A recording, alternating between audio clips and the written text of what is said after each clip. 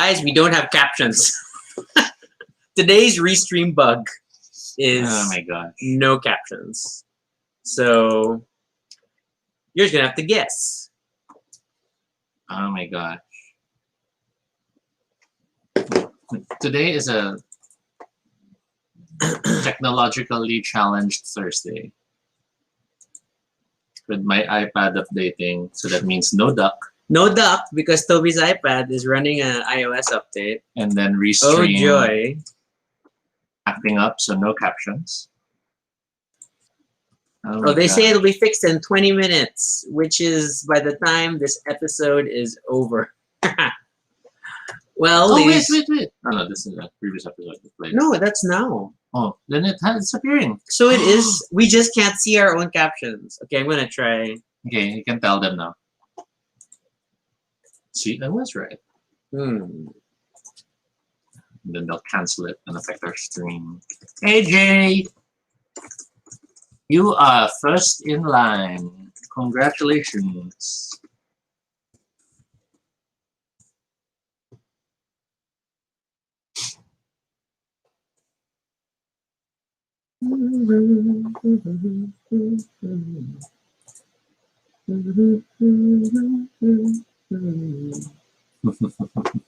Sorry, found a bootleg of Next to Normal on YouTube. So we were watching before the stream. Mm-hmm. Found a bootleg No. of Next to Normal on YouTube. Sorry about that. Toby didn't mute his computer. I did, but I pressed volume by mistake. Hey, Which Noel. restores everything. Yeah. So now we don't know where the caption is. There. See? Yeah, but like if in normal movement, then I tend to like dip below. Yeah. Hey, Noel. Welcome, as always. Let me just. Oh my gosh, what a technologically troubled Thursday.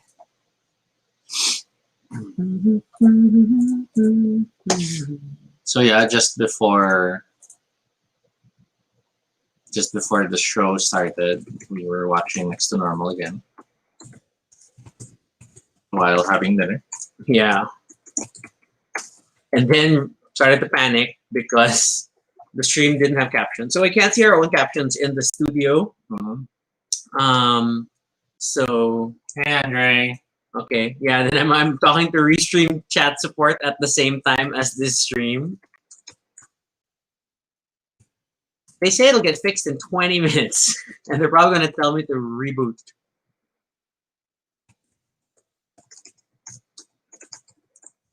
So today's episode is actually a request, and I hope Mamiao gets to join. Mm-hmm. But admittedly, I don't think she's been joining this week, so must be busy, which is okay. Yeah, I think it's just work. We're just around if you need us.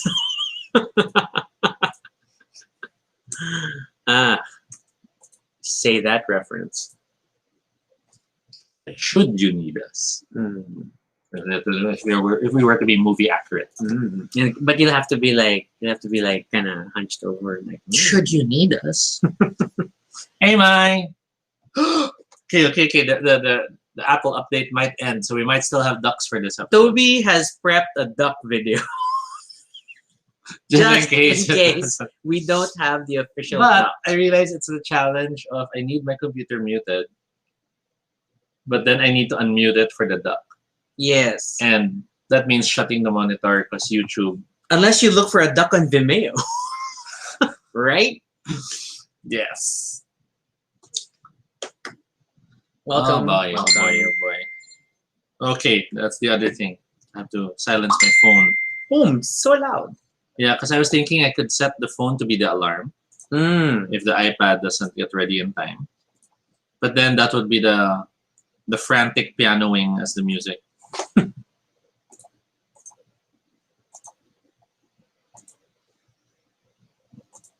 Okay, I'm killing the phone.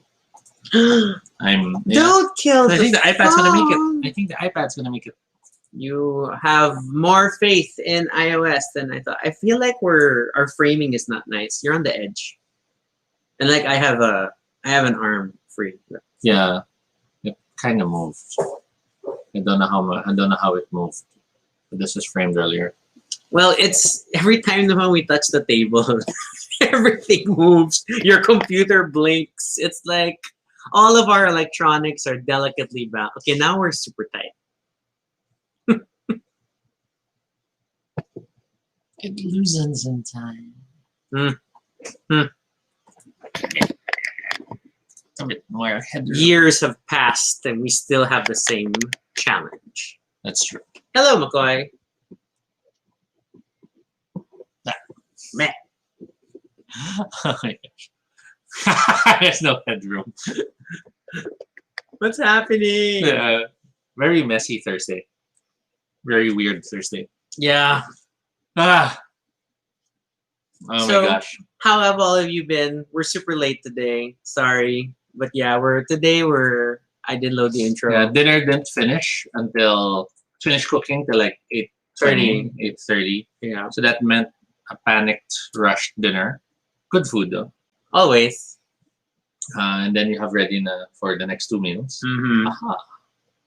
So, and then, so the dishes are piled up. We'll have to deal with that later. Yes, so we may smell like chicken. iPad did not finish the update before the episode started, so It's still running. I'm still hoping it will complete. That way we can have ducks. If not, I will just have to manually quack once we reach 30 minutes. But you turned off your phone. Ah! No, see, it's ready. It's ready. It's ready on phone mode. Okay. Then we should start. Okay, sorry, iPad. You did not make it in time, but the timer has started. This is Toby. And this is Rocky. And if it's your first time here, welcome to Baduy Pride, a little space on the internet where we talk about anything we want. This is completely unscripted, but not entirely accurate, but at least it's honest. Join us. We talk about everything and anything, random, live. And if it's not your first time here, thank you so much for joining us again. We are spending the next 30 minutes talking about our book recommendations. This was a requested topic by Mom Meow. And then short explanation over when we first are we gonna tackle this today? Because it was either this or weird things like Trixie and Katya's in the queue and someone was requesting. Thruples keeps coming up, and I don't know how to talk about that one. I don't know how to talk about that one without sounding like we're judging people. Yes, because we naturally sound judgy, So we went with book recommendations. Mm-hmm. This is tricky because I think, and we've covered this a few times in other videos, I obviously read a lot more than Toby does. You're already at 300 what? I'm checking. I'm not there yet. Of course you're there. Because I accidentally I had to close my browser trying to fix the stream, Because today's been that kind of a day. Today's this weird Thursday, and Rocky has read more books than the number of days in a year.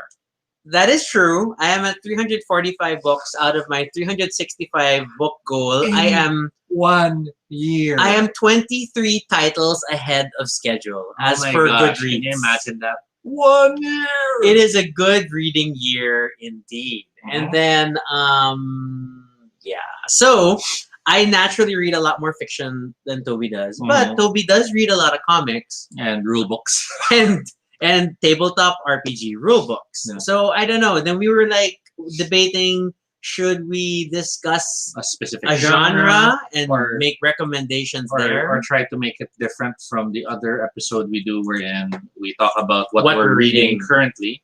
Which you haven't done in a while. Mm-hmm. But hey, Carla. So this is just going to be, I don't know. We'll just maybe you guys can name genres. We'll start a few and try to talk about the books that we definitely recommend to friends. And vice versa. If you have books you recommend from whatever we're talking about this moment, we might think about it. Feel free to mention it, and we will take note. I can be a book snob, so. Not really.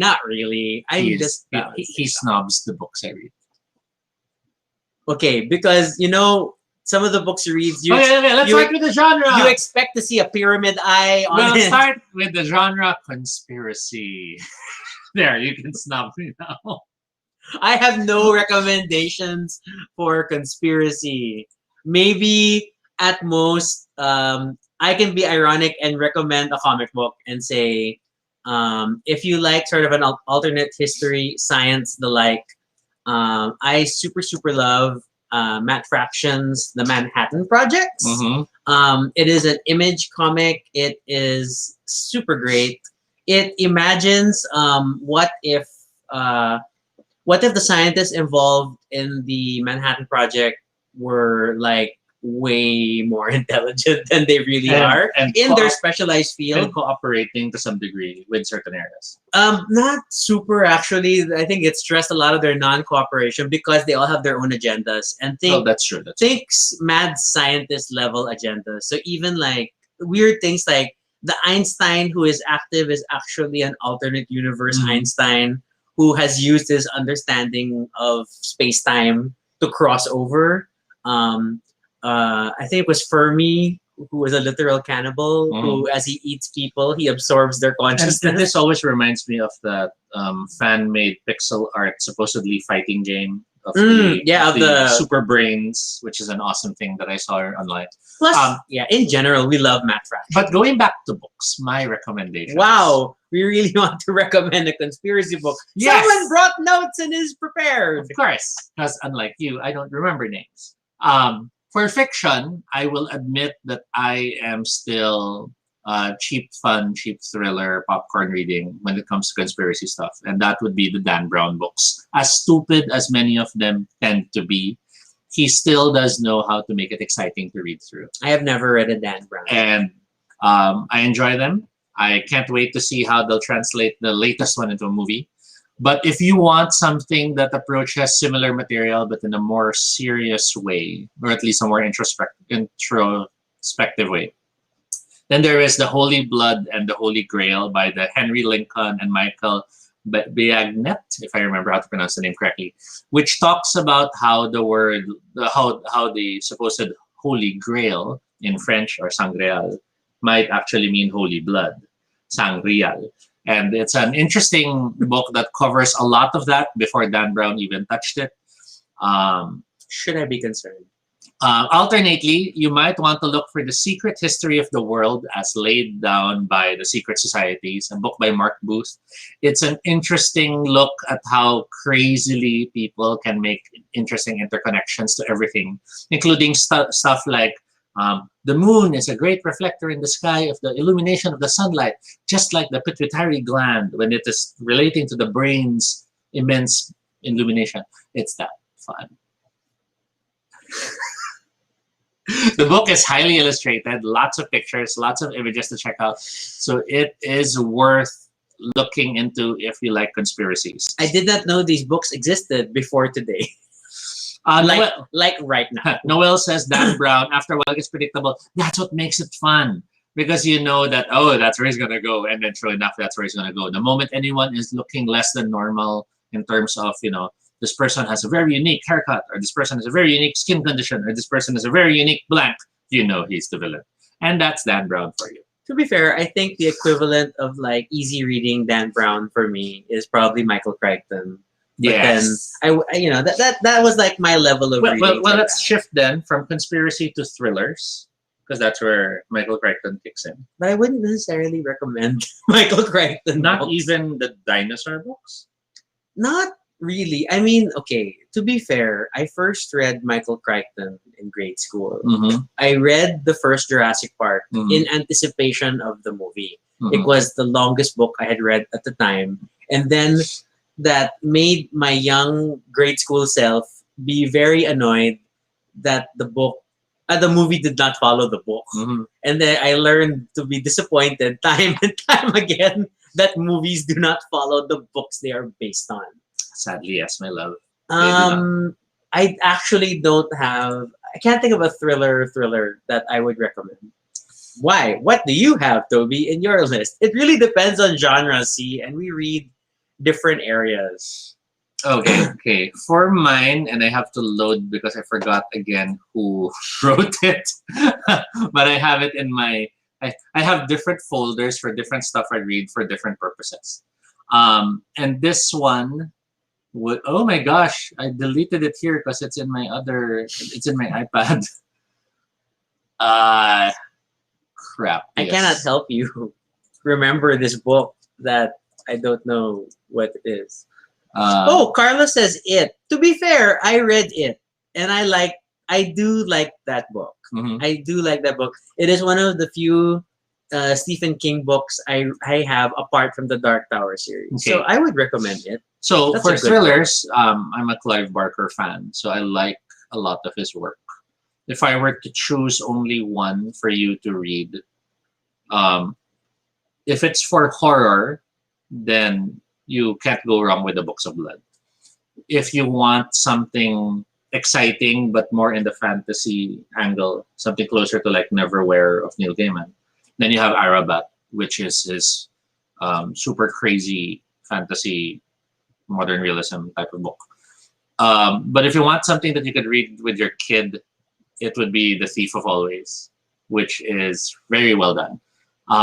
Actually, I've been meaning to read the Clive Barker stuff. Mhm. I will admit, I've been curious. It's just Steve- not priority. It's Stephen like King, I don't like reading Stephen King. I get sleepy. they're very long, and then they're always in Maine, and then And there's always a religious nutcase eventually in the story. yeah, he has his tropes. I like his work translated to movies more than reading. That's fair. And I'm still terrified of Cujo But I never want to see the Dark Tower. Tower translated again. There. Okay, Ah. okay. Did you like the comic translation? Oh God, I super love the comic translation. J. Lee art and all that. Yes, yes. The comic expansion of the Dark Tower is fantastic. So would you be willing to have a Dark Tower animated translation, No, which has J. Lee type of art? still no. Still no. No. Really? I mean, like it would have to be a super adult series, but then the story is still so long and convoluted. I really don't think And then- it translates well. Plus, the involvement of other IPs Mhm. that he, not just Stephen King IPs, but other. I mean, and super randomly, there is a freaking golden snitch in the book. And then you'll have people going, "Oh, it copied Ready Player Number One." That's sad. But That is a sad. you see it, right? That is a sad statement. And then I guess that's thrillers. I could add. I'm also reading Daniel Silva's The Order, which is basically another international intrigue, wherein you have very Dan Browning. I've been gathering. When I say gathering, whenever I see them on sale, I keep adding them to my collection. I've been gathering the Tom Clancy books because we're nerds in my family, and my father read them, my sisters read them. I Mhm. will eventually read them, but they're like low priority. I mean, randomly, I have purchased the James Bond books because they were on sale on Kindle. So I just hoard books that I don't actually own because of DRM. Yes. Okay, so yeah, but Let's move to fantasy. what kind of fantasy? Whatever top of mind. I mean, Neverwhere. I already mentioned. Neverwhere is a good modern day or urban fantasy type of story. Well, on that note, then if we're going to make any recommendations about urban fantasy, I will never stop recommending the Dresden Files. Yeah. They're super good. They're super good. It is an ongoing series. He is one of the few authors I read who is still alive and therefore is still writing new content. And his books have trailers.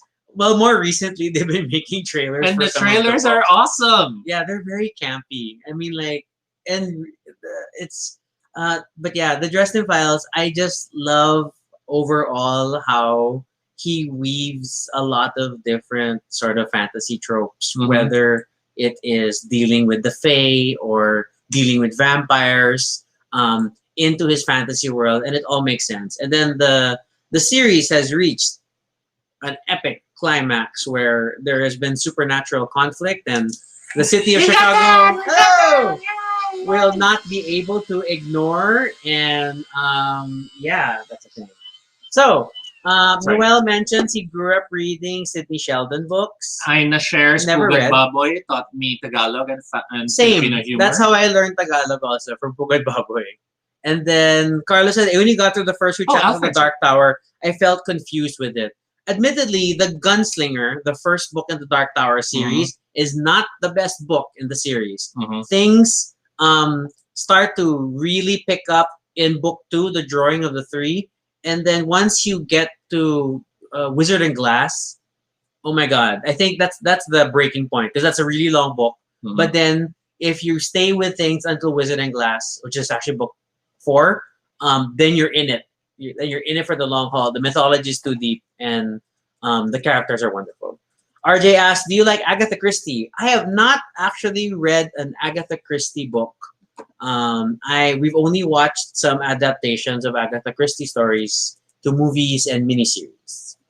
Noel's casual reading popcorn stuff is adult, teen, whatever. Rick Riordan and Michael Scott because of love of mythology. I really couldn't. I mean, I after Harry Potter, I read some stuff, but I couldn't get into the young adult sci-fi fantasy wave. Like I still, at most, I read the Hunger Games and was a little meh. And then like I'd rather read my serious books. I don't know. I realized my young adult books were the Hardy Boys. I skipped the Hardy Boys. Yeah, but for me, I went from Tintin to Michael oh Crichton. my gosh, I guess that's why I'm a Dan Brown person because of the Hardy Boys. Oh wow! Hello, Rafa. You're here. Hello, Nico. Hello, Mitch. Noel also added reading. Grew up reading Sidney Sheldon books.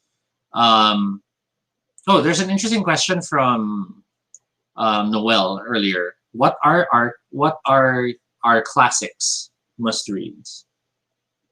Well, that's tricky. I would say mythology.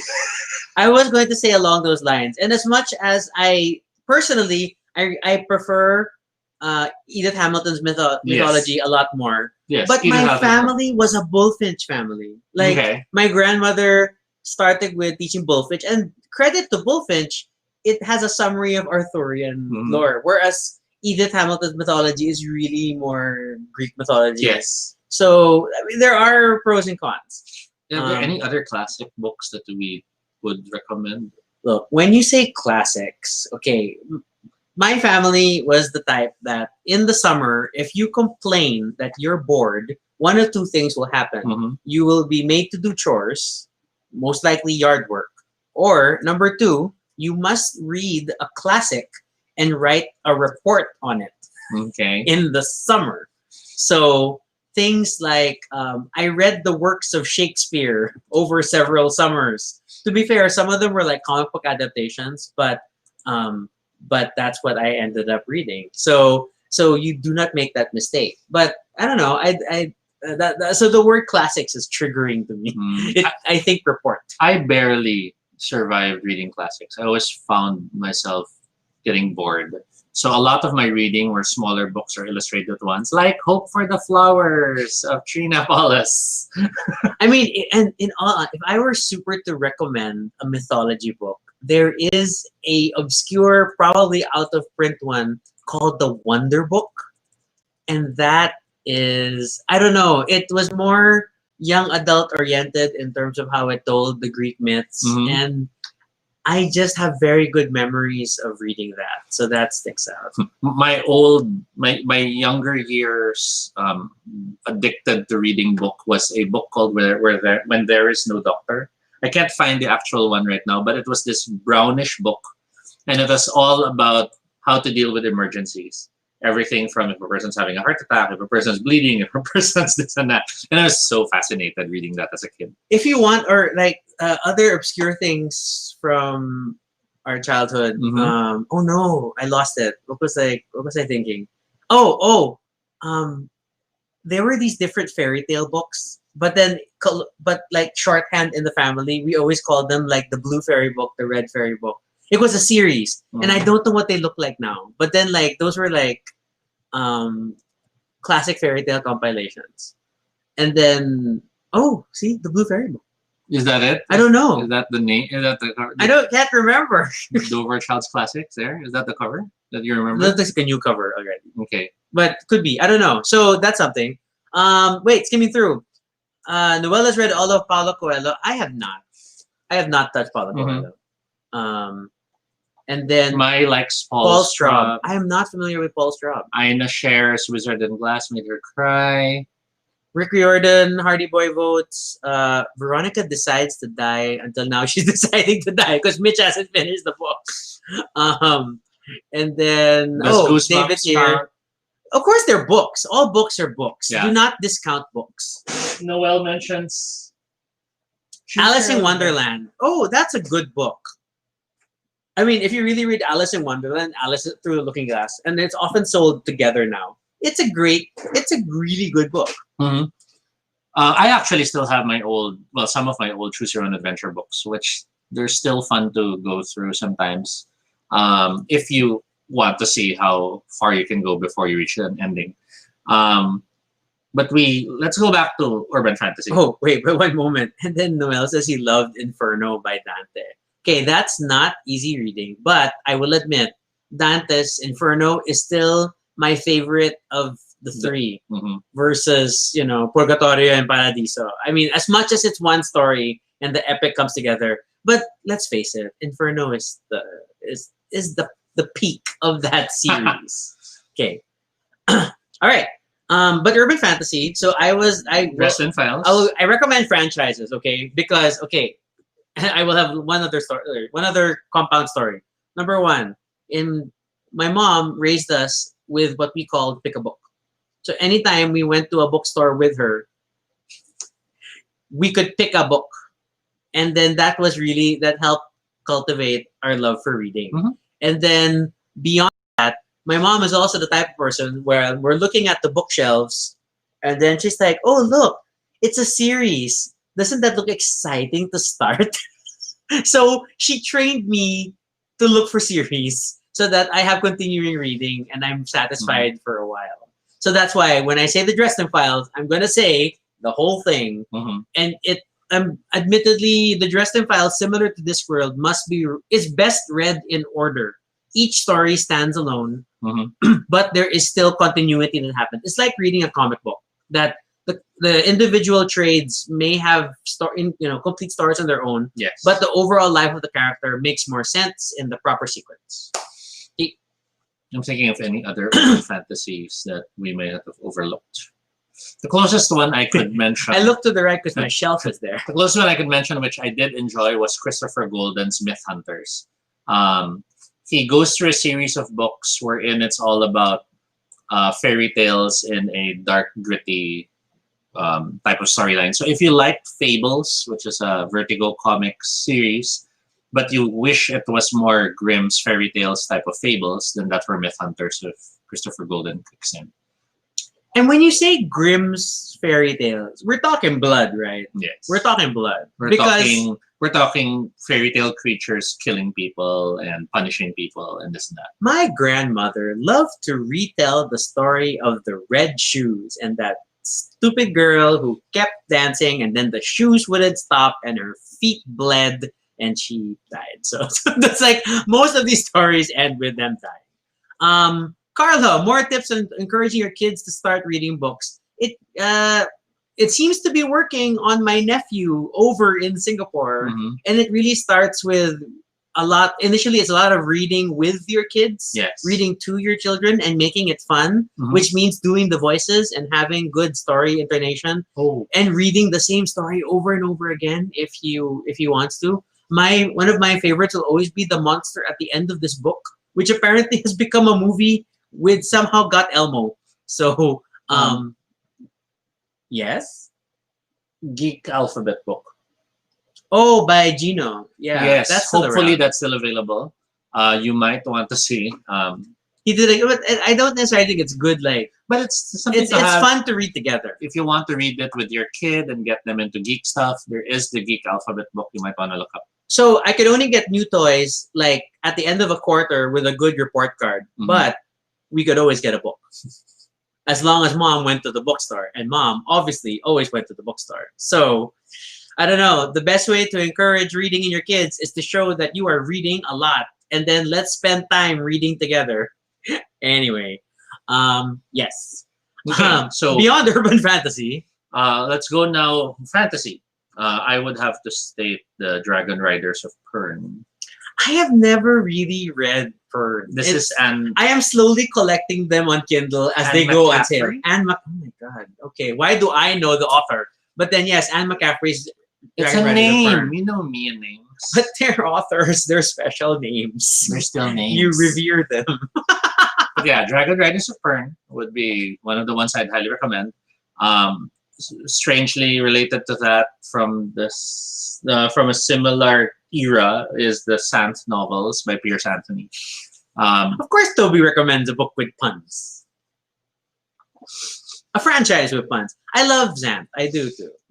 If you were to choose only one Sant book, you'd have to choose between The Color of Her Panties. Of course, you were gonna cite The Color of Her Panties. I knew Okay, it. now I knew I'm it. confused if I like The Man from Mundania more or The Skeleton's Key. The Man from Mundania, though, is essential because it became the I computer know. game. I know. That's why now I'm stuck. But I was about to say Skeleton's Key or Color of Her Panties. But isn't it there? It wasn't like a trilogy of books Yes. that the game was based on. Yes. So yeah. But yes, Sant. and you're not supposed to say the name. Yeah. Speaking of though, I mean, like, okay, from a larger fantasy perspective, as far as fantasy humor goes, I am still a Discworld fan, and again, whole franchise, I super recommend the Discworld books. But if they can only afford one book, Difficult, but I'm an easy example will always be the witches.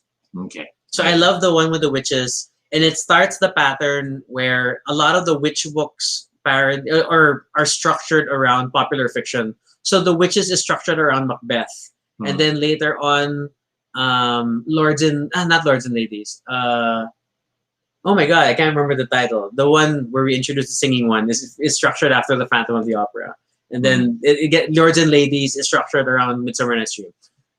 Awesome stuff. I love Discworld. But from a Pierce Anthony perspective, one of the obscure things that I will always recommend, which is weird, is not so much Xanth because it's overwhelming, terribly punny, and a bit tiring at times. Yeah, that's true. Would be his Incarnations of Immortality series. It's much shorter. It's only 8 books technically, but most people know it's 7 because the 8th book was super random. Note this 8 books is short. And it's it is a basically it's sort of like the Endless. It's basically like the Endless, and then there are different people. So there's someone who is death. There's someone who is time. There's someone who is fate. There's someone who is war. And all these things, and each book is devoted to a different incarnation of immortality. So it's not quite the Endless, but it's delightful. Hello, Nikki. It's okay. It's no problem. Our duck timer is super not working. We started late. It's been a crazy Thursday. I'll be able to use it. Okay, so yeah. And then, funnily enough, as much as my first fantasy series was Shannara, I don't recommend it.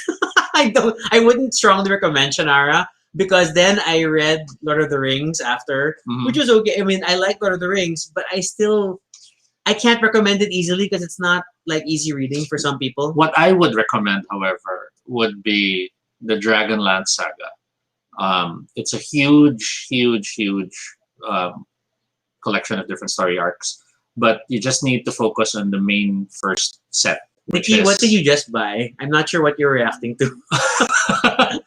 I think he's just sorry that he's late. No, but he also mentions, I just bought it. Which one did you buy? Oh, okay. Did you buy Shannara? But yeah, the Dragonlance Chronicles is a trilogy of fantasy novels, and that details the different seasons. You have the Dragons of Autumn, Twilight, and so on and so forth. But it's a great way to get into fantasy novels if you want something slightly different from Lord of the Rings. Don't get me wrong, Nikki. Shannara still holds a special place in my heart. Elfstones of Shannara is still a very powerful book, but I recognize what a strong LOTR ripoff it is in the beginning, and then the first few arcs are okay, but then once you get past that he had the 3-book arc and then the 4-book. Once you get past that, it starts running too long. So, and then he just gets messy. So I cannot recommend wholeheartedly. Okay. It's good reading. It's easy fantasy reading. It's not great fantasy. Let us shift genre. Sci-fi. It's so hard. It goes back. I keep looking at my shelf. As much as I love Dune, Expanse. I cannot recommend Dune because it's difficult to get into. Well, you must at least try reading the first book. Yes. I mean, even if you don't end up liking it, you must do your best to survive and finish the first book because it is still an experience in its own way. It's very powerful. It makes you look at government, political structures, Mhm. and other entities in a completely different way. I first read Dune. Oh my God. Sorry, David. Dune is like high school reading for me. I first read Dune in the fifth grade, Mhm. and it was a revelation, and probably made me a stranger child than I should have been. And Um, for people who are not as smart, it took me a whole year to read it. it's okay. um, but yeah, so I think currently my stronger recommendation from a sci-fi perspective is definitely The Expanse, which is still daunting. These are very big, heavy books, Mhm. but you have the support of a TV series that might make it easier to get into, similar to Game of Thrones, helping a lot of people read the books to appreciate the show. Then The Expanse is a good stepping point into it, and it's much more approachable, hard sci-fi than some of the classics. I mean, I have a hard time with Arthur C. Clarke, Mhm. and I have total respect for Asimov, but again, his books are a little dated at this point. So The Expanse might be an easier thing to get into. And when we say hard sci-fi, it's because the physics are painful. It's Mhm. not, we don't hand wave and say that we have anti-gravity technology, we have faster than light travel, and that's We'll it. create a wormhole and we're there on the Yeah. other side. This is people move and deal with inertia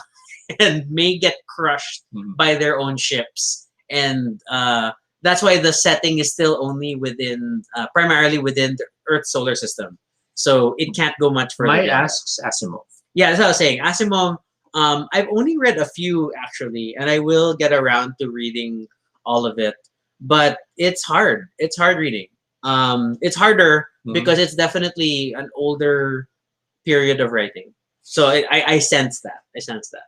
The concepts are fantastic. I mean, I still love uh, the Asimovian trap that is in almost every robot book, which is when the three laws of robotics are circumvented, and then Mhm. they figure out how that could have happened. That's great stuff.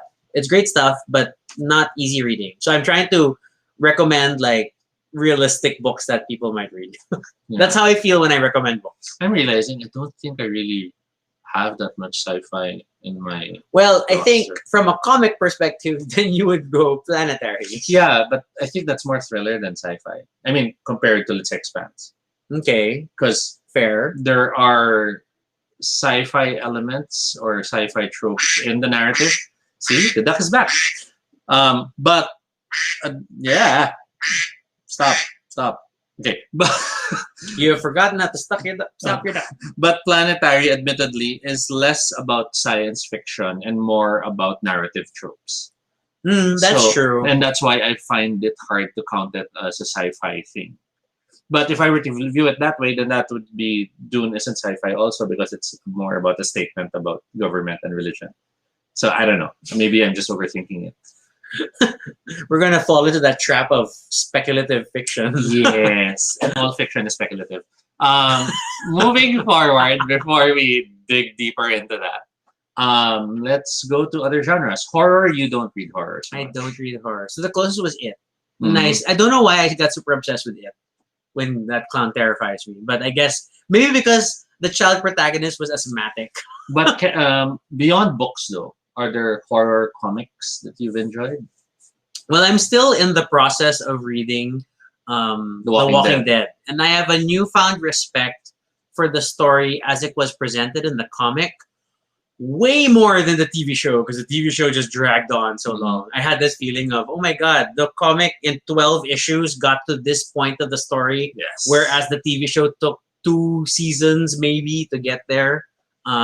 So that's it. It was a very large contrast. Admittedly, the comic also made use of the characters very well. Yes, yes. They- Even though there was a high mortality Yeah, rate. yeah, but they made sense in this and that. Whereas in the show, it reached a point, oh, someone else could have done that and the story would have gone the same way. Yeah. Plus, they made Daryl too awesome. Admittedly, I've been into Oblivion Song, which is Robert Kirkman's next book. after The Walking Dead. Well, not the one exactly after, but it's his now big opus, which is um, some event happens in the world and it shunts a number like half, well, not half, but a large population of the city into a place called Oblivion. And the lead is now trying to jump there, get people back, but is starting to realize some of them might not want to go back. So it's sort of sci-fi-ish. But this is a comic. Yes. Okay. It's a graphic novel. Which is just that's as Kenny is currently coming asking, are we recommending graphic novels? Sorta, we are jumping around. out. I don't know if Mind Management will fall under thriller or sci-fi. It's awesome, but there is a whole episode dedicated to mind management, so obviously we recommend that. But yeah, I don't know how to classify it. I think it falls... Psychic espionage. I think it falls under sci-fi for me because it does touch on MK Ultra. She just wanted to say MK Ultra again, which came up in a game. Or Monarch, or, it basically deals with government entities attempting to understand science fiction, psychic powers and the like, but then placed in a spy espionage type of story. So that's what Mind Management is. I've been diving into Matt Kint's other book, which was his earlier works called Pistol Whip. I've purchased a lot of them on Comixology, and I will get around to read them. But it's basically different stories of different characters and how they interconnect eventually. Among the characters is a musician, a bellhop, a paranoid woman, and so on and so forth. As far as science fiction comics go, there are actually a lot of great ones. I mean, you can't go wrong with Saga. Saga is really this sweeping epic of a story, which isn't quite done and not quite for kids. Yes, it is mature content, so that's always hard to recommend. Then at the same time, though, I will also me being the robots fan that I am, wholeheartedly recommend Descender. And Ascender. Ascender is in progress. Yes. So I will start with recommending Descender, which is it's a very powerful piece about basically humanity at war with robots. And it's watercolor, right? Yes, because it's Dustin Nguyen, the artist who did Little Batman as fan art, and then eventually got into Little Batman comics. So he does the whole series. It is just very evocative in this. It's people against robots, and then at the core of it, you have a robot child who was assigned to a boy, and then he wakes up alone on the moon after this war has been raging for a while, and is looking for his owner. Yeah, that's the core premise of Descender, is that you have this little boy and this robot dog. This little robot boy and robot dog, and the dog was awesome. And looking for his boy. So, and it's become this sweeping epic which has connected off into Ascender. So there is Descender, and now there is Ascender. But I cannot make a full judgment of it. Was given how Descender was. You need to wait for Ascender to end, I think, before to fully appreciate the intricacy of the story writing they're doing. It's great. This is Jeff Lemire. Oh my God! This just makes you remind me of one more comic. But anyway, go. My turn. Go. If you enjoyed Kill Bill, then you must check out David Mack's Kabuki. I still haven't read that. Everything from I'm guilty. His earlier works were line art and inks, but the later works become this beautiful collage of objects and painting and line art, and it's just amazing how he makes the story flow. We got Toby to meet. Are we going to that story again? Yeah. What's his name? David Mack. David Mack, the artist, and he was an inspiration back when I used to make comics as well, and it was... Toby was like a super awkward fanboy at the convention, and it's super like I didn't. He obviously wanted me to leave, but I was just blubbering in front of him the whole time. I don't think he wanted you to leave. It was so hard for you to approach. You didn't even want to talk. It was just like. But I was like telling him how he influenced my work and all this and that, and he was very, very kindly just nodding and saying yes while... Yes, you were rambling at some point. That was so embarrassing. But yeah, his work is awesome. You should check it out. And if I remember the story correctly, his work started as a thesis, but then spun off into an entire story. Is there anything else we missed in terms of graphic novels that we really, really enjoy? The Wicked and the Divine. Ah, yes, that's a good one. That's what I super wanted to recommend. Mhm. The Wicked and the Divine um, is it's and you know the themes and things I like to read. Like I like American Gods. I liked uh, was this Incarnations of Immortality. I love Wicked and Divine. Similar concept that there are these incarnations of like uh, deities Mhm. that reincarnate on Earth over and over again, and people don't really know why. And then eventually they die. So there was someone who is Lucifer. There was someone Mhm. who is I suddenly can't remember names now. But you know these things. It's all a cycle, and it's super good. It's super good. I read everything. I read the entire run. I read all the supplementary material. Um, it's a very good story, and I've now followed the author to his next effort, which is Die, which is the role playing Mhm. game inspired comic. But jury's still out on that. Ah, yes, the Morrigan, the triple threat. And thank you, Karen, for also throwing in these Christmas recommendations because they are coincidentally both Christmas things. Which one?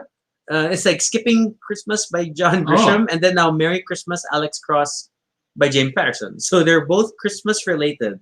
I'm curious though. Thank you for Now I these. want to see what those are. I'll try to dig them I up. know my brother reads the Patterson series. Mhm.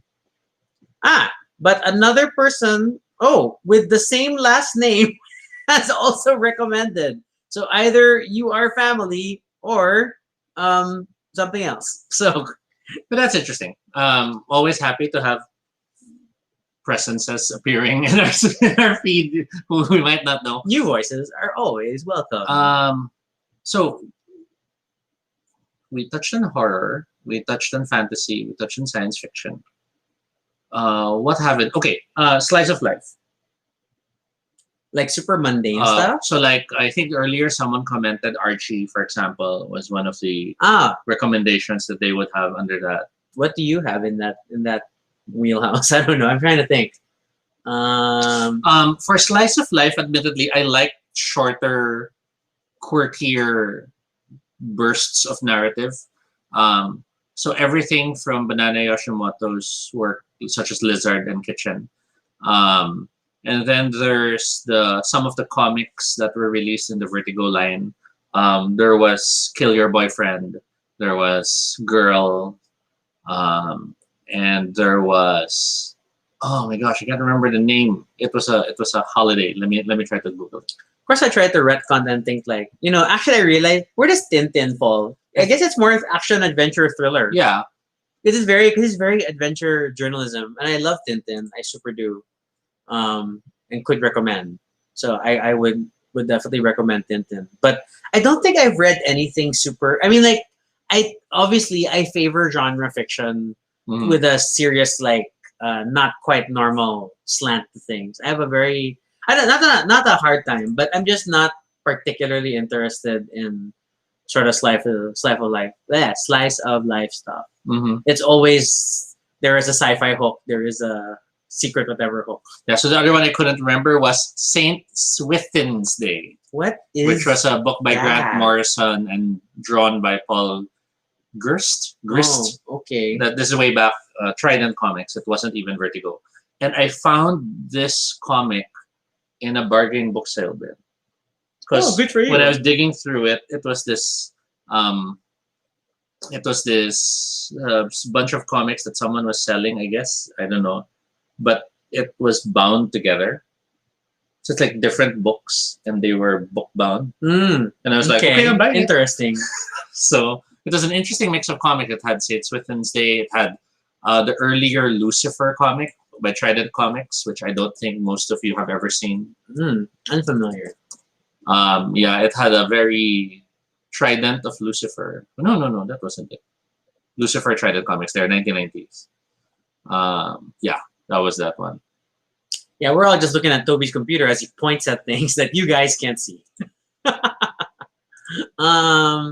Yeah, so I read Archie too, but then I don't think necessarily I like seriously collected Mhm. Archie. I got nothing. Yeah.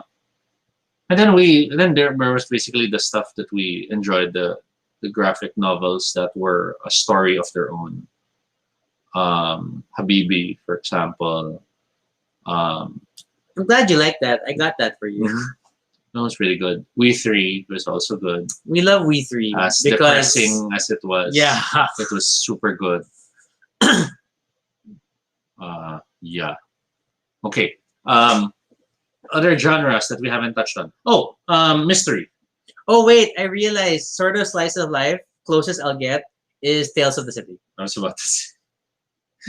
I was about to say mystery, but wait, Tales in the City is not mystery. That's the other. That's the other series you have, This is what which is happens. the detective, the African. Okay, Tales in the City first. Talk about Tales in the City. The number one ladies detective agency. But Okay. yeah, no, Tales of the City, it's a wonderful early LGBT series. Mhm. There have been different TV adaptations of the different books, and then the most recent Netflix series actually takes place after a lot of the books. But then that's very slice of life. It's Mhm. really life at that compound and all the gay stories there. So I mean, you could argue it's more LGBT fiction if you Mhm. want to distinguish that because it's a separate shelf in National Bookstore Mhm. and fully booked. But yeah, then that's as close I get to slice of life stuff. Mhm. Nikki shares Rat Queens. I haven't read Rat Queens. Have you? I think that was still a reference to when we were talking about Wicked and the Divine. Yeah. I know we read Paper Girls. I haven't Oh. finished it, but you finished it. Paper Girls is fun too. That's really like if you want Stranger Things, sort of, but then it's girls, but then they're just as awesome or more. Actually, I think they're more because they're like less Mhm. whiny because they're also older. Paper Girls is a great series. It's done also. Yeah, I enjoyed I Kill Giants, which was a graphic novel, and now there is a movie adaptation. Yeah, there is a movie adaptation. It's about a girl who has these fantasies of killing giants, and whether or not the giants exist is for you to find out if you read or watch it. We're just randomly talking about books. You realize that we're just throwing everything at you. And that's fun because they're also getting a glimpse of what we like. Nikki shares Persepolis. I have not. I think I've only seen the covers, but I've never tried reading it. What is that? Yeah, this one. I've seen No, this no, before. I have not. I have not. I have not read it, but I've seen the art. Mm. And then there's Mouse, of course, which is Depressing. very strong. I feel it's even stronger than Schindler's List. Carlo asked what genre are we on now. We don't even know. We've degenerated into the world of comics, which is always like a bog. I think we're currently in slice of life slash kids on bikes slash talking about historical moments in life type of fiction. Okay, I guess that's a close enough genre for all of these titles. Good job. Because that's sort of what it is. Like Mouse does try to talk about the Holocaust to some extent. Tales from the City talks about early San Francisco. Yeah, Not so- early, but early LGBT San Francisco. And then, in as much as you could say kids on bikes is a new genre, which in truth is really more a celebration of the 80s, where kids would get into adventures, relating it to stuff like Goonies, and it's trying to recapture that feel. Wow, okay. Then, but Pico's now saying, but we were saying we're going to mystery. So are we going to mystery? Yeah, let's go to mystery.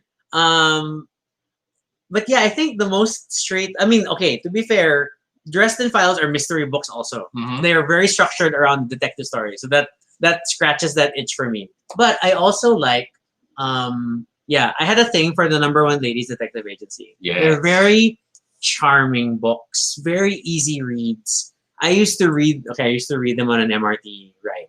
Mhm. Like I could, my commute within the week would it mean I would finish 1 to 2 ladies detective agency books in a week. Mhm. If that's weird context, but they're very easy reads. But it's such a delightful character. There was a limited HBO miniseries based on it, which was a wonderful adaptation. Yes. Now I want to watch it again. Ooh, is it on HBO Go Asia? I will find out. But that is definitely mystery stuff I like. And to be fair, in all credit, I spent a good summer reading the complete Sherlock Holmes, Mhm. and that's you can't go wrong, guys. That's really where it all started. It makes sense, and I hope people don't have a bad impression of Sherlock Holmes stories because they may have been required to read The Hound of the Baskervilles in high school, and it's always less fun when the book is required reading. Um, how about Lock and Key? Ooh, oh, then that I guess that could have been my horror comic, but Yeah, um, come to think of it, yeah. Lock and Key, the comic, is definitely more powerful. The art style is not my favorite. It actually makes you feel very uncomfortable, which may or may not have been intentional. But um, the story as a whole is quite compelling. And then the TV series, I'm so sorry, scratches the surface at best. What was But the one with the people dying pretty? the beauty, I don't necessarily think that I can recommend it Okay. because it after the first arc, the first volume, it really became more like this is the universe of the beauty. Basically, it's HIV, but the HIV, when you contract it, turns you into the perfect version of yourself. Mhm. And thus they call the disease the beauty. So it's so weird because you get sick by becoming beautiful. Mhm. And then initially everybody wanted the beauty because they were starting to look amazing until they started to spontaneously combust. And then they could not understand why. And that is the world of the beauty. That it is literally you become beautiful and you burn out. Mm. So the premise is amazing. The ongoing series a little all over the place Mhm. because they have multiple. They're exploring different stories in the setting. So like, what are cops like in the world of the beauty? What Mhm. are like these criminals in the world of the beauty? So, but it's not very strong writing. Honest. And then there's Chu, which has the I knew we were gonna psychopath, bring up True. True is fun. the guy who gets information on things he eats. Yes. And thus, there's a lot of him tasting stuff in the crime scene, which is a large part of the drama of the story of him. I can't believe I'm eating this and stuff like that.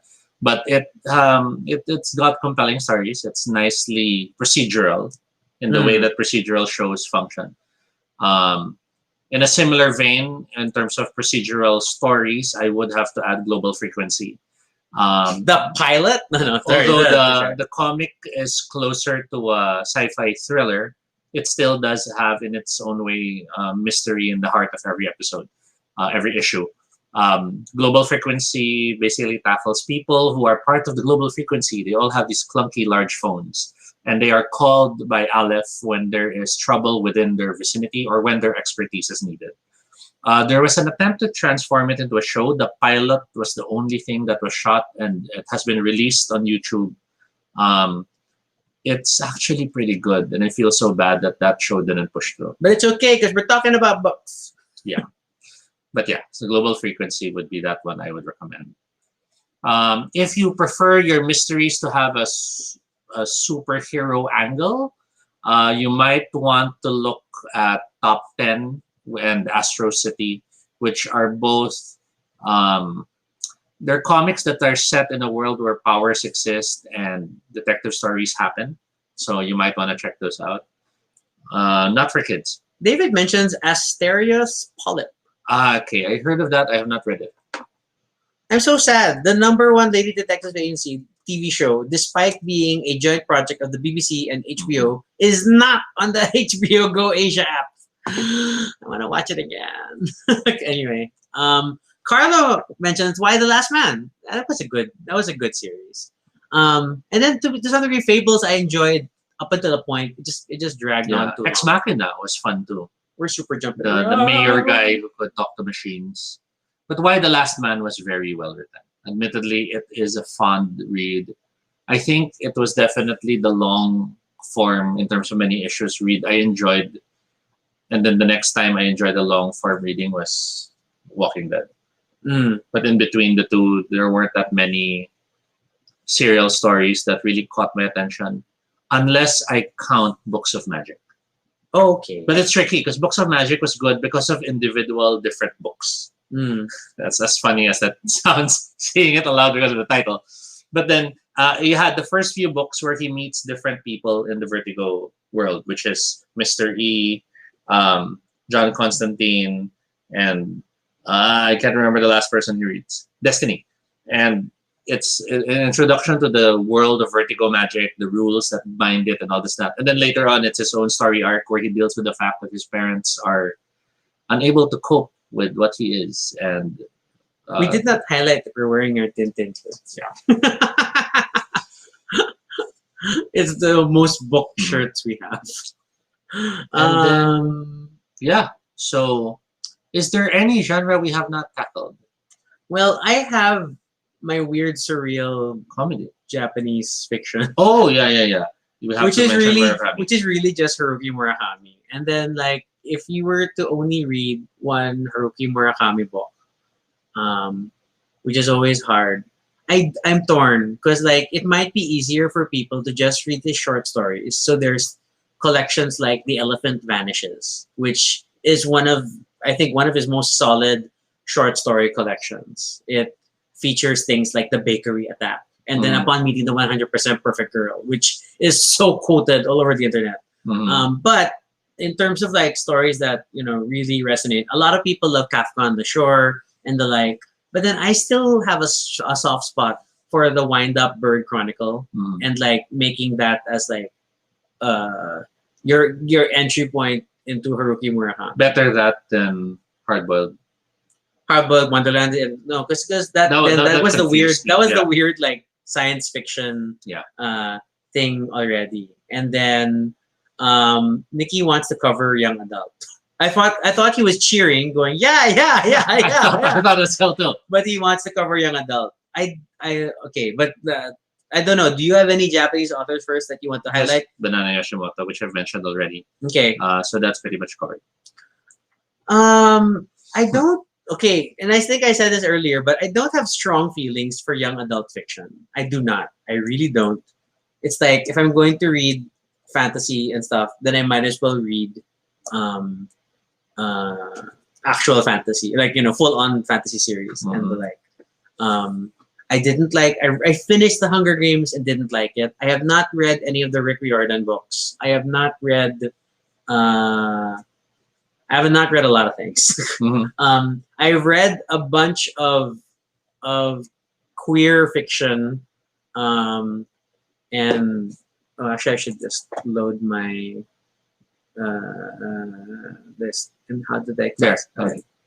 Yeah, see, I only have like 30 books that I have tagged as Mm-hmm. LGBTQ in my Goodreads, and some of them are comics. But I think the book that gave me the most like okay killing feels was probably What If It's Us. I think it's okay. It's Mhm. it's super feel good. It's as I told Nikki once on Twitter, it's killing fiction. Mhm. It's like BL. That's what it is as a book. Because other things I've read were like Will Grayson. I listened to the audiobook. It was okay, but I didn't think it was phenomenal. Um, the comic of Fun Home, which was the basis for the musical, Mhm. is quite powerful, but it's not necessarily young adult fiction.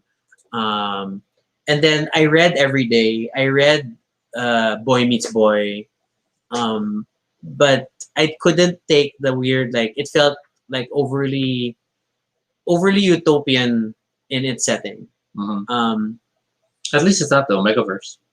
yeah, but then like because it was in order to for those like love stories to happen, it was practically a utopian world for at least for Boy Meets Boy. Mhm. And then Every Day was okay, but then I felt like it didn't really have anything to say at the end. And then I mean Will Grayson, don't get me wrong, it's okay. But then it was like it was a especially as an audiobook, then you can distinctly feel the hey, two different authors wrote this book and they handled a POV character each. And yeah, it's very distinct. So which is okay. It's like a project. So that's me on that. I guess my last recommendation would be if you're the type of person who likes to do more than just read, because you like Are they activity books? the extra dimension to them. Oh no. Is this a conspiracy? So there's the House of Leaves, which I have yet to really dive into, but I still love going through the pages every now and then just to see if I can make sense of it. But if you want something more accessible or simpler, there's the Griffin and Sabine books by Nick Bantock. Oh, that's the which- letters. Yeah, it's basically letters and postcards, and you literally can pull them out to read them and see the scribbles and look at the I forget if the my stamps mom and that. read this. I know I got into the first three books all the way to the Golden Mean. I never got to go beyond that, which has everything from Alexandra to the Gryphon. Here's me looking for other things to recommend. One moment. But that would be my, if you want to, to get into something and it has that added dimension of your opening stuff and you're looking at things, that would be it. We've already showed you guys the House of Leaves in a previous episode, which is how crazy the pages get.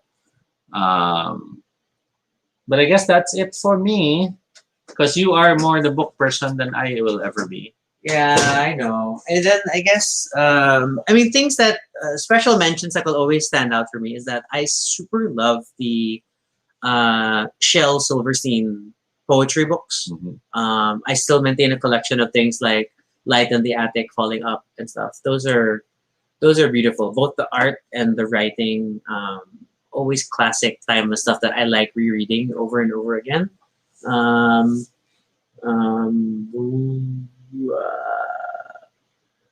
then like as far as audiobooks, like super audiobook amazing experience, there is the Sandman adaptation on Audible, which is a beautiful, it pretty much an audio drama based on the comics. So it's, if you read the comics, it makes the audiobook even better. Or some, what they do is they reread the comic while listening to the audiobook. Amazing experience. World War Z's audiobook is actually one of the first audiobooks I ever listened to on Audible. And it is a beautiful full dramatization of the many stories of World War Z. So forget the movie, because that was just silly. But the world of World War Z, the book is good. The audiobook is awesome. And yeah, good to read together. Are there audiobooks you like? Because you listen to a bunch of stuff. Now I'm trying to remember the title. It was a Murakami one, with the people falling asleep in the forest and the kid who ran away from home. It's weird that, isn't this Kafka on the Shore? Was it? Yes, I was listening to that audiobook, and I remember there were parts I'd be freaked out because it was it shifts to the military report. Yeah. So while I'm walking, like, wait, what am I listening to? And I'm checking if I have the right audiobook. But that was that and a lot of game design stuff. Joy Incorporated, fun. Oh my gosh, I forgot the name of the books. I still feel very strongly about American Gods, as far as like, because you haven't really talked about Neil Gaiman books, and he has a lot of good stuff, and there's always something for everyone. But American Gods will always like stand out for me and super influenced my desire to write creatively and try to write a story about gods walking among us. And it's been a struggle. That story never finished. Okay. There are some local books. Oh yeah, I've gotten into. Carlo. I think Noel was asking for local recommendations. We haven't touched on. I sadly cannot state the recommendations because I don't remember the names. But there have been fun stories I've read from the stuff released by Tailcraft Publishing, which is a line I also wrote for. Many of the authors there have done pretty interesting stories, everything from mystery to love story to suspense, fantasy. But sadly, no, I won't be able to share the names. There are collections of Tailcraft Masterwork series, if I remember the name correctly, so you might want to check those out. They're also available digitally. I forgot the name of the app. I'm so bad at this. Okay, you. Wow. You. For local, I mean, you can't go wrong with Jazz Zatorna. Yes, We'll always make people read Jazz Zatorna over and over and over and over again. Super good book. I have not actually read a bunch of the other stuff. Like I haven't read Mythology Class is highly recommended. It's supposed to be having a new edition season, the story is continuing. That book's coming out. I will get around to it, I promise. If you could read any of the late Jerry Alangilang's work, do Ooh, so. Elmer, If you are not sure where to start, it doesn't matter. They're all awesome. just read the chicken. Elmer is tremendously accessible and extremely intelligent. But if you want something very visceral and emotionally bare and raw, then look for Wasted. Um, I'm so sad that never got to release the Jose Rizal steampunk Mm. idea he was toying with before. Um, and then Many People Swear by Trece. I've read a few. It's a good I promise to give it another chance It's- next year. it's fun reading. I read the first volume and that was it. And then there's a lot of local indie stuff that we actually enjoyed. The names don't connect right now, but I remember. I remember these are stuff we got in Comic Con and stuff. Yeah. So, I'm terrible. We should have another episode where we just focus on that and show them off. Okay. But we have already gone to an hour, so we should wrap up. Bob Ong. Have you read Bob Ong? I wouldn't recommend Bob Ong. What is that other local comic that for a while you were trying to make sure you had every issue of? Oh, I have a bunch of um the Mannix Yes. comics, but then they're like difficult to. I mean, sorry, they're difficult for me to read Mhm. because they're in Filipino. Kiko Machine. Kiko Mhm. Machine. I've been working my way. We collected it. I have not had an easy time reading it. I'm sorry, that's my problem. I read in English. I think in English. So when I read in Filipino, I'm translating. It's a struggle. And then I used to have a full Pugay Baboy once upon a time in my grade school years, but I haven't bothered to reconstruct that. Uh, but it's mostly comics. Like it's more. And then of course there was like a time I was super into Jessica Zafra a lot, and then great essays. I think maybe some of my blogging is influenced by Jessica Zafra's essays. But were you And the way she ever? writes. Did you enjoy that circles within circles? What do you mean? It had a book, right? Before it became a movie. What? That serial killer. Oh! Smaller and smaller circles. See. Never ask me about titles. I got it on sale on Kindle. I have not read it. Okay. I will read it eventually. It's sorry. It's so my book queue has gotten ridiculously long because of the virtual aspect of it, and it's a lot. It's a lot to dig into. Because like right now, what am I rereading? What am I reading? I am reading the original Target Doctor Who books that I Mhm. have purchased. They are actually young adult oriented, technically. Synopses of Doctor Who adventures. On my Kindle, I am currently reading a Star Wars book because I'm cycling. I'm going to read Star Wars. I'm going to read Star Trek. Go back to BattleTech. I'm reading a lot of my easy reads. But then once I hit my 365, I will spend the rest of my year reading longer form stuff. Mhm. And then comics, I'm jumping around between The Walking Dead, Amazing Spider-Man Volume 1, different Marvel comics which I keep up with. Like today I read Avengers.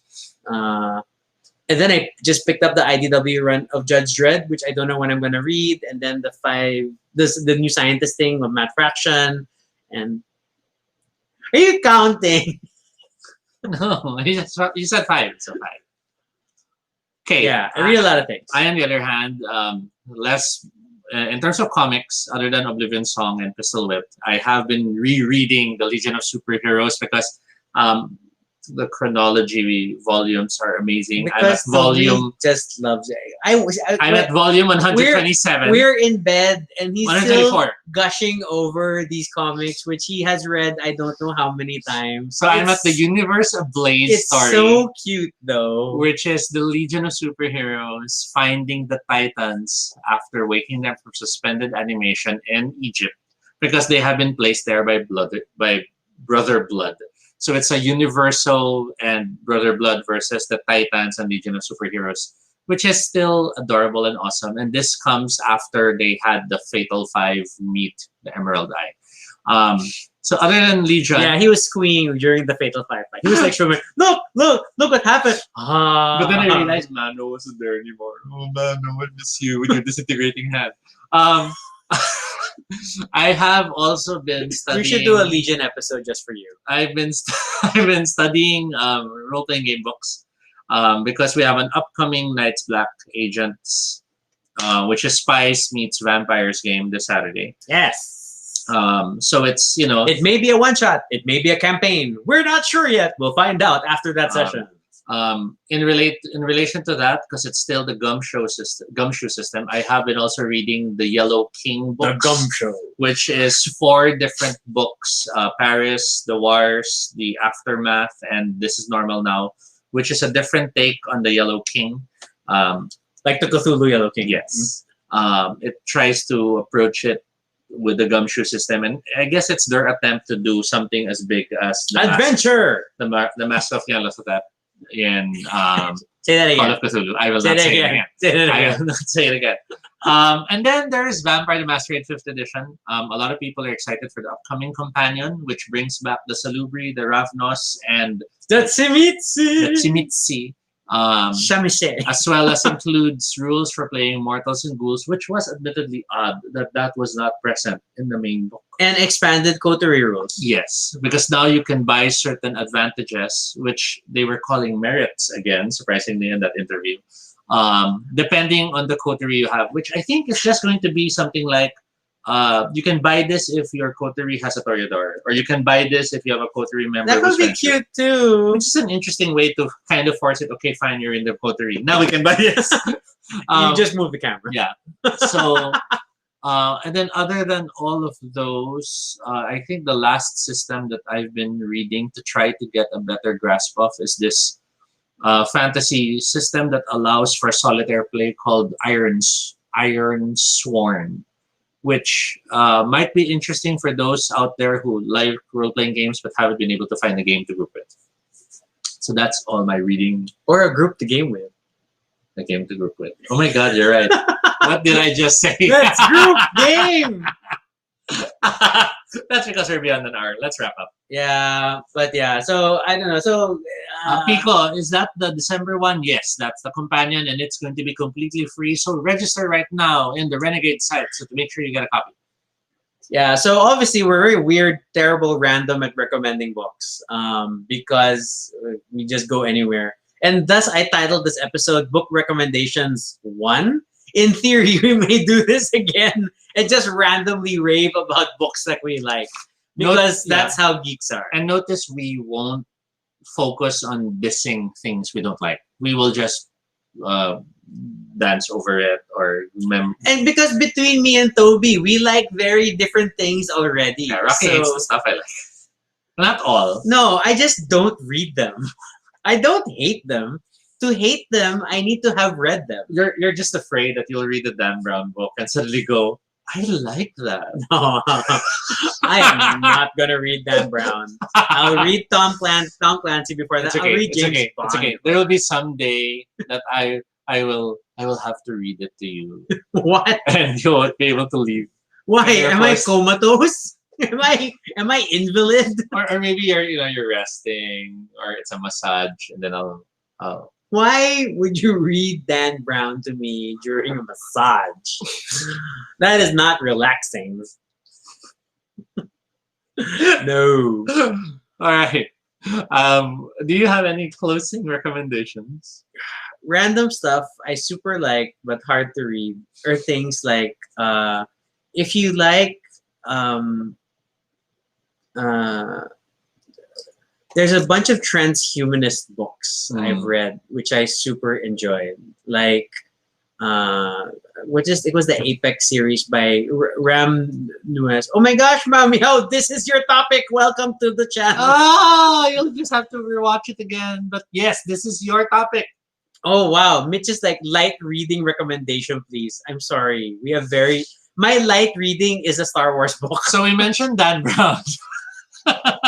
I'm sorry, I really enjoyed them. They're popcorn reading for me. No, I think if anything, go back and look for the #1 Ladies Detective Agency. It is, again, like I said, charming. It's a series. There are many books, so that is nice.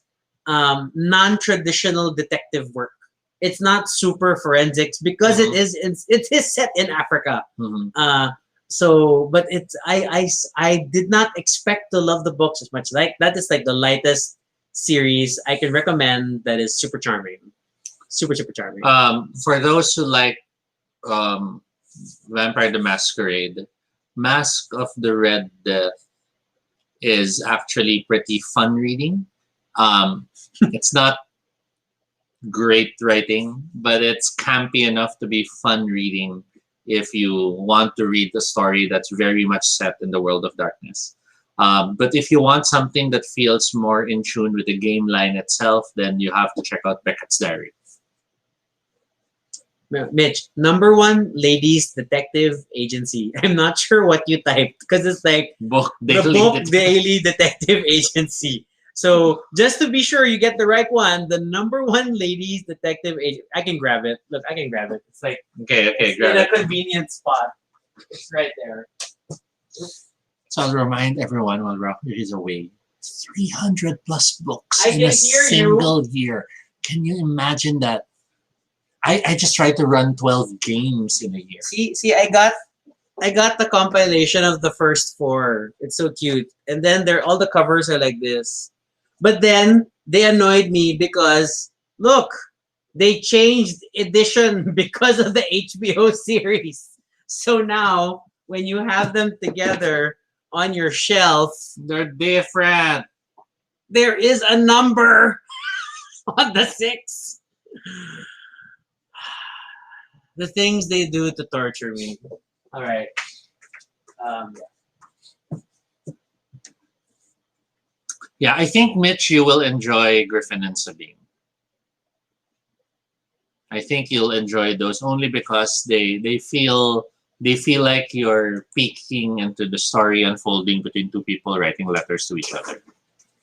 Um, Toby, spill more beans. Oh, there's no need to spill beans. the best thing about owning a Kindle is that you no longer have to worry about non-matching editions of books. You do, however, get stressed out when the book is watching you and from your reading habits starts telling you you should be done in a week.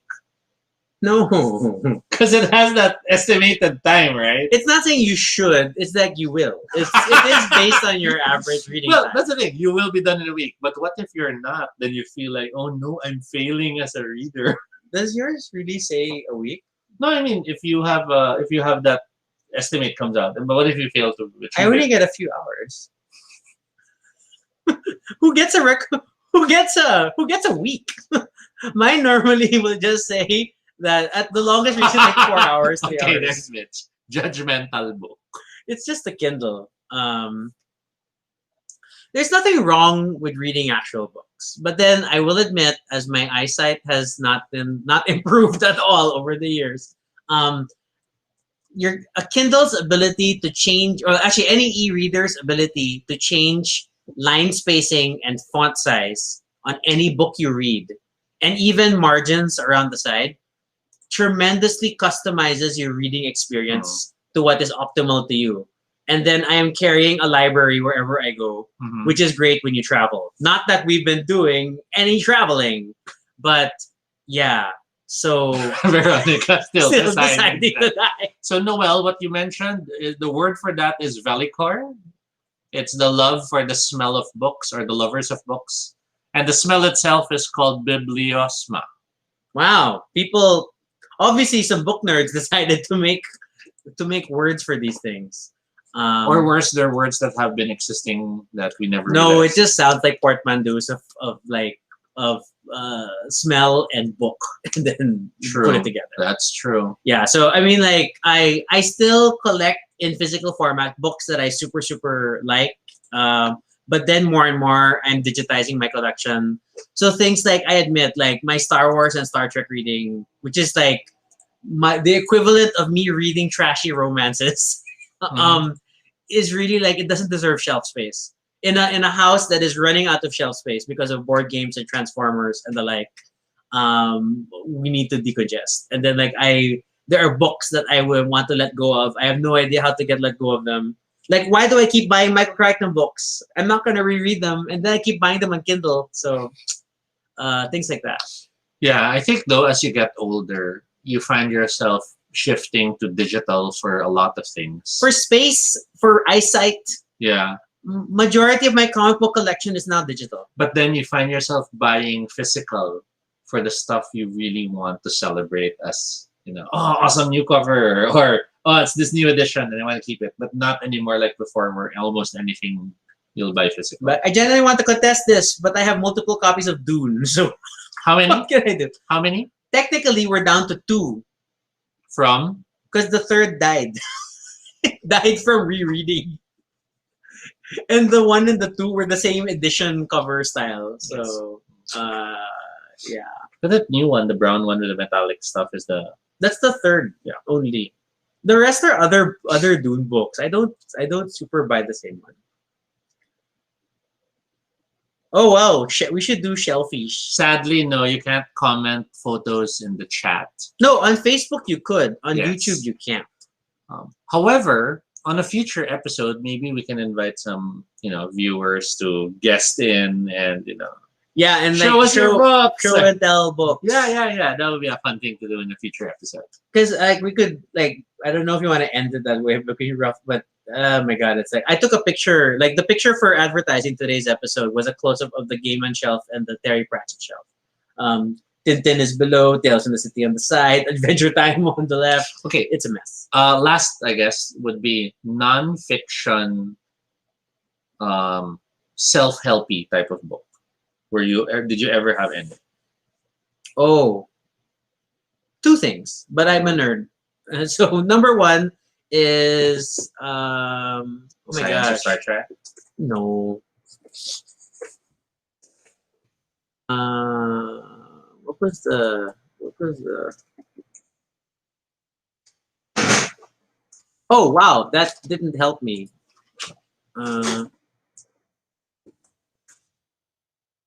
God, where is it? Oh, there. Okay. In terms of like other books, I'm not necessarily super big on self-help, but from a practical standpoint, Work Rules is one of the best, like, rethink the way you do employee support or HR from a Google perspective. Mhm. So it's like Google HR person who did that. I super love Work Rules, and then it made me really rethink about. It's like trying to apply the sort of same data-driven thinking that runs most of Google and try to figure out how to apply it to HR, which is like how do you do that for people. So it's super super awesome. And then I also like I'm feeling lucky, which is the other sort of Google biography behind the scenes book, which Mhm. I still feel very strongly about. It was a great insight into like the early thinking of Google. It's why I still love them as a company despite everybody's privacy concerns, because of anyone I still trust them with my data for some reason. And then wow, memoirs. Ask Rochelle. Yes, Noel. Super recommend Work Rules. It's very very good. Yeah. And then, For me, there's Joy Incorporated, which I mentioned in the previous episode. It's by Richard Sheridan, and it's basically a lot about how they built the workplace they love. It's got a lot of nice tidbits as far as I'm concerned about how to handle an industry or have a brain trust or a group of people you can be creative with. But then my personal favorite for a while was a Julie Cameron book known as The Artist's Way. It has a lot of exercises on cultivating and nurturing your inner child and your inner creativity. It sort of teaches you to accept that there are greater forces that can inspire you, which some translate as muses, others translate as religion, and etc. It's up to you. But it's a great book if you want to, if you're curious to what or to how I got to the point I am in terms of how creative I view things. That book is a good way to get a glimpse in that. Biographies. On Mhm. biographies, I have discovered late in life that I actually like enjoying. I enjoy biographies, but I enjoy them as audiobooks, Okay. especially audiobooks read by the author. So read by the person who is the subject of the biography. some of the most powerful ones I have gotten to listen to are definitely um, all the Carrie Fisher Mm-hmm. biographies. So she's written a number of them. The most recent, the one last before her death was the Princess Diarist. I'm double checking the I think title. it was the The Princess Princess Diaries. Diarist. Oh my God, that is a super great book. Mm-hmm. I mean, I love the Miranda Hart stuff, but it's not necessarily the best out there. Other biographies, actually, that kind of The Anna still. Kendrick one. No, that was okay. It was just Okay. very Anna Kendrick. But Okay. then the one that also stands out, I think, for me was Mindy Kaling stuff. Mm-hmm. Mindy Kaling's books are charming, and if you like her humor, if you like the Mindy Project, because that was her own show and how she writes that, it then listening to her biographies is great stuff, super great stuff. I enjoyed them thoroughly. I've listened to a bunch of others, but these are the ones that really stand out for me. But the Carrie Fisher ones, guys. Then you fully appreciate the fact that Carrie Fisher was not just an actress, but she was a script doctor. She would fix other people's scripts and tighten the writing and make the humor work. So her own writing um, is very sardonic. It's very gritty. It's very real. It she really is like upfront with her on and off struggles with substance abuse Mm-hmm. and how it has like affected her life and her career. But it's still super great stuff. You don't need to be a Star Wars fan to enjoy her biographies.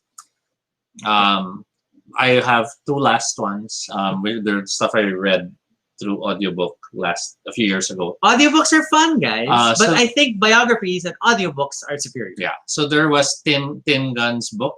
Oh, yeah, Um, that's nice. That was, I think it was Golden Rules, where he talks about a lot of his make it work moments and a lot of the Make it challenges he work. went through in the industry.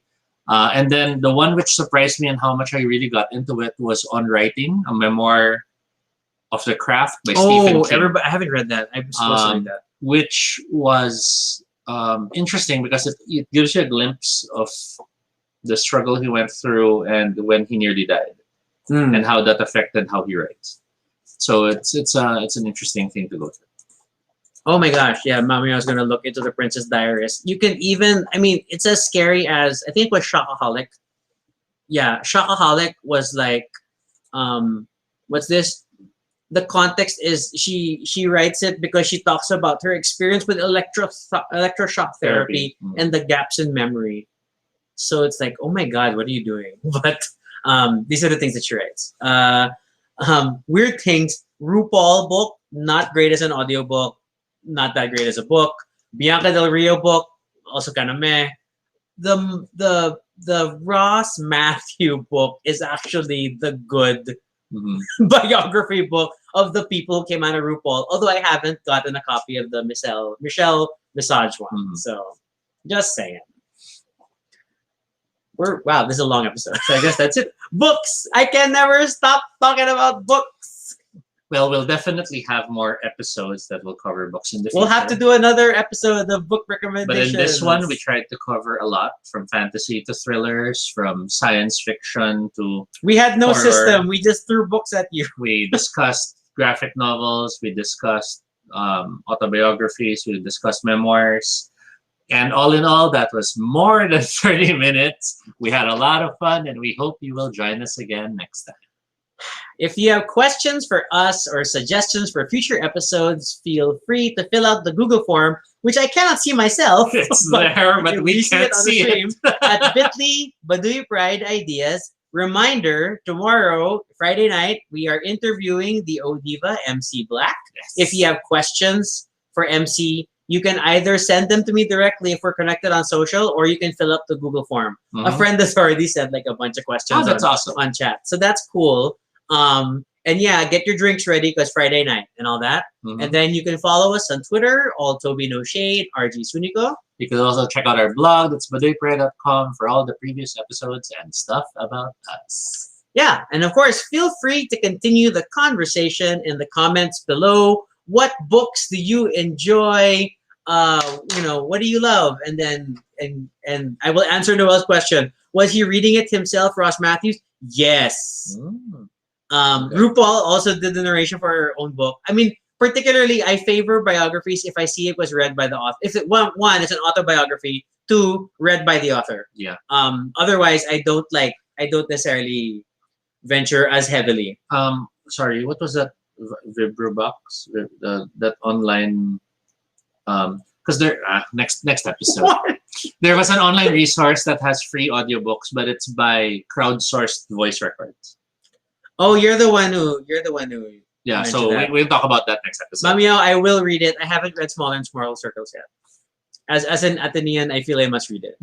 So, yeah, and then of course, be sure to subscribe for notifications, whether on Facebook or YouTube. We watched the movie. I know, but I'm like, as an opinion, okay. It's Jesuit forensics. So, As the Lasallian, I'll be the victim.